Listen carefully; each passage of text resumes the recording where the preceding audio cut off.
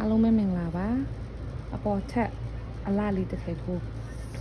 ပြပေးမယ်နော်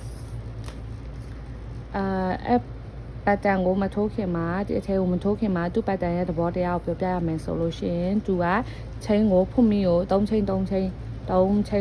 နဲ့ပေါ့နော်3နဲ့စားလို့ပြရမယ်စားလို့ပြတ်တဲ့ချင်းဖြစ်ရမယ်ပေါ့နော်အဲ့ဒါအကယ်၍ကိုယ့်ရခါကဥမာ28ရှိမယ်ဆိုလို့ရှိရင်တဝက်ပဲထိုးမယ်14တယောက်နဲ့တယောက်ခါဆိုင်ကမတူတဲ့ခါကျတော့ယူတဲ့ချင်းရည်အတွက်လည်းမတူဖြစ်သွားမယ်နော်တယောက်နဲ့တယောက်တော့ကွာသွားမယ်ထိုးမဲ့ပတ်တန်ကဒီပတ်တန်လေးပေါ့နော်ဒီပတ်တန်လေးတိုင်းထိုးမယ်အကယ်၍ကိုလိုချင်တဲ့ဒီချင်းရည်အတွက်တိုင်းထိုးပြီးပြီဆိုလို့ရှိရင်ပတ်တန်စဝင်တော့မယ်နော်ချင်းကို3ခုထိုးမယ်တဲ့နဲ့3ခုထိုးပြီးတော့မှပထမချင်းကိုကြော်မယ်အဲ့ဒါဆိုရင်ချင်းလေးခုပေါ့နော်1နဲ့3 4ချင်းလေးခုကြော်ပြီးတော့မှဒီတစ်ပေါက်ထဲမှာကိုဒီချင်းထဲမှာ5ချင်းမြောက်မှာတစ်ပေါက်ထဲကို3တိုင်းထိုးမယ်နော်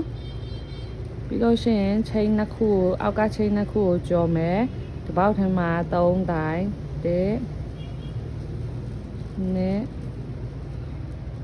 3အောက်ကချင်းနှစ်ခုကိုကြော်မယ်ဒီတစ်ပေါက်ထဲမှာ3တိုင်ထပ်ထိုးမယ်တဲ့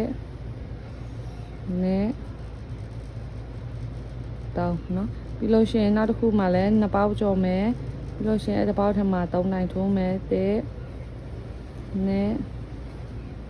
3တိုင်ပေါ့နော်3တိုင်ပြီးလို့ရှိရင်2ပေါက်ကြော်မယ်တစ်ပေါက်ထဲမှာတိုင်ရှည်3တိုင်ထိုးမယ်တစ်တိုင်2တိုင်3တိုင်ပေါ့နော်ဒါကိုအစုံကြီးထိုးမယ်နော်ဒီအစုံကြီးထိုးထားပေးမယ်နော်